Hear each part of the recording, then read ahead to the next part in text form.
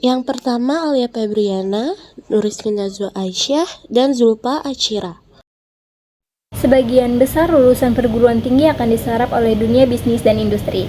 Rata-rata bekal yang diperoleh di perguruan tinggi di Indonesia hampir sama atau setara di dunia kerja.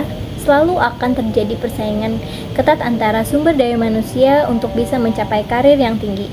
Hanya mereka yang memiliki bekal lebih atau plus saja akan memenangkan persaingan bebas. Lalu, apa itu inovasi?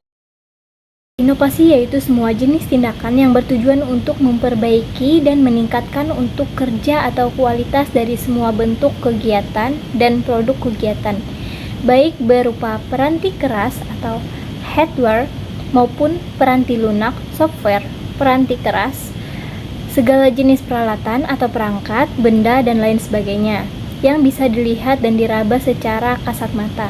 Contoh, komputer, mobil, mesin, alat sekolah, alat dapur, sound system, elektronika, peralatan laboratorium, dan lain sebagainya. Peranti lunak, segala jenis program, sistem, metode, cara, dan proses yang pada umumnya tidak bisa diraba secara kasat mata.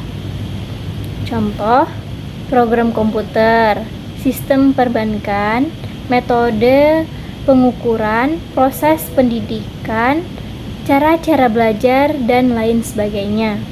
Perbandingan antara dua jenis cara berpikir menurut Robert Harris tahun 1998, berpikir kritis. Yang pertama ada otak kiri, konvergen, vertikal, terfokus, objektif, jawaban hanya satu, analitis, verbal, linear, dan yang kedua berpikir inovatif. Yang pertama ada otak kanan, divergen, lateral atau horizontal, difus atau menghambur, subjektif, salah satu jawaban, generatif, visual, dan asosiatif atau integratif. Materi selanjutnya yaitu metode inovasi atau kreatif. Yang pertama ada evolusi. Evolusi merupakan metode perbaikan dengan cara peningkatan secara gradual.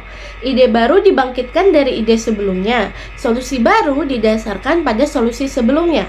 Kebanyakan benda, sistem, metode yang ada saat ini dibangun dengan metode evolusi dalam waktu yang panjang. Hasil evolusi bisa saja sangat berbeda dari asal-usulnya. Contohnya seperti mobil, pesawat terbang, kereta api, komputer, dan lain sebagainya.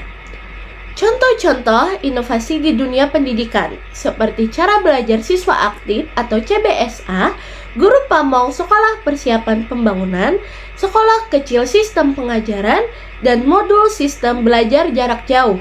Inovasi yang diciptakan oleh Depdiknas bekerja sama dengan lembaga-lembaga asing seperti British Council, USAID, dan lain-lain. Kedua, ada sintesis, yaitu dua atau lebih ide yang digabungkan ke dalam satu ide baru yang lain.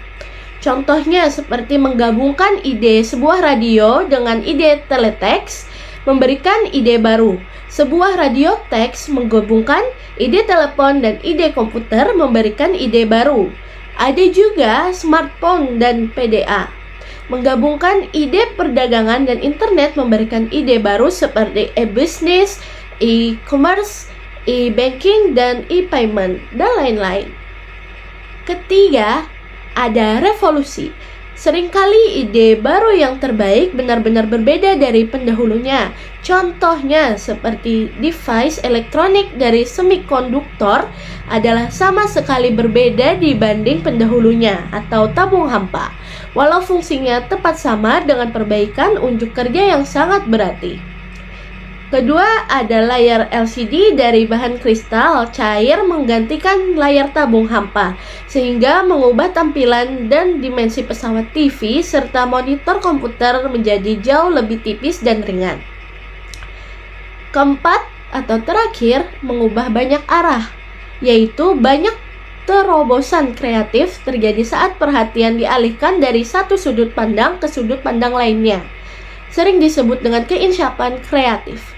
Jika sebuah solusi gagal untuk bekerja, alihkan kemungkinan solusi lainnya. Disinilah prinsip penyelesaian masalah atau problem solving secara nyata bisa terjadi. Karena tujuan dari metode ini adalah untuk menyelesaikan masalah dan bukan untuk mengimplementasikan penyelesaian tertentu. Contohnya seperti seorang staf peneliti 3M membuat formula lem yang gagal. Karena walaupun biasa menempelkan kertas, tetapi sangat mudah dilepas kembali. Ternyata lem itu justru cocok untuk digunakan sebagai non-permanent glue alias paste-it.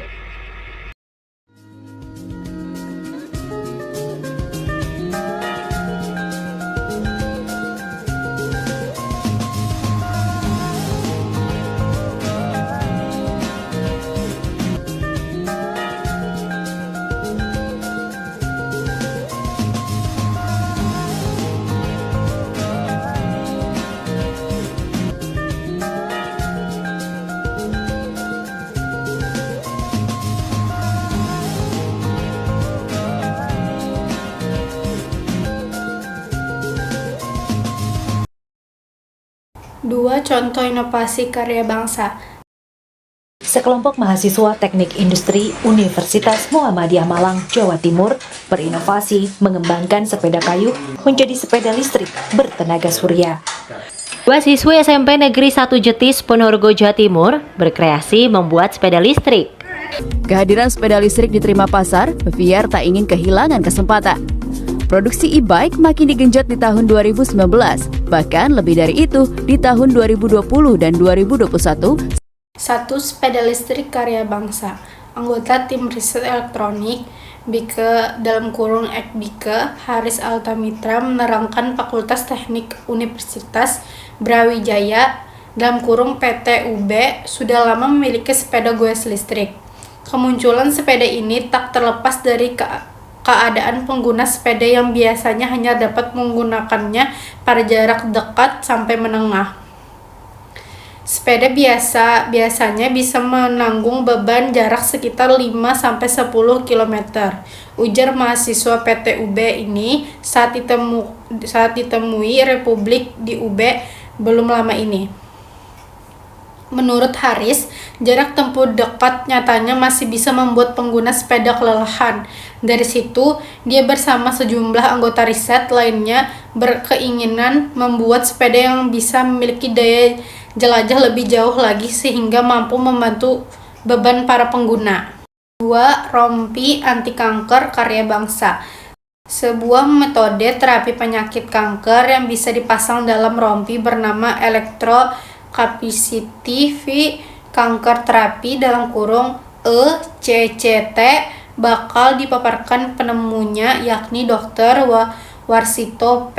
Taruno dalam sebuah seminar dalam rangka memperingati Hari Kanker Tulang Indonesia. CTECH Lab Edward Teknologi adalah laboratorium riset di bidang teknologi penemuan yang dipimpin Dr. Warsito P. Taruno itu dikenal dengan temuan rompi anti kanker. Warsito P. Taruno, dokter lulusan Universitas Shizuoka, Jepang, yang juga Ketua Umum Masyarakat Ilmuwan dan Teknologi Indonesia (MITI) itu menjelaskan bahwa ECCT adalah metode penyembuhan kanker dengan terapi listrik statis. Metode ini dipaparkan pada Konferensi Internasional tentang Metode Terapi Kanker Non-Konvensional yang diselenggarakan oleh International Society of Laser Applications (ISLA) di Beperungen, Jerman 27-29 Juni 2014. Ia juga menjelaskan bahwa ECCT adalah metode terapi kanker dengan prinsip pemberian medan listrik statis dari luar terhadap tubuh pasien yang mengidap kanker.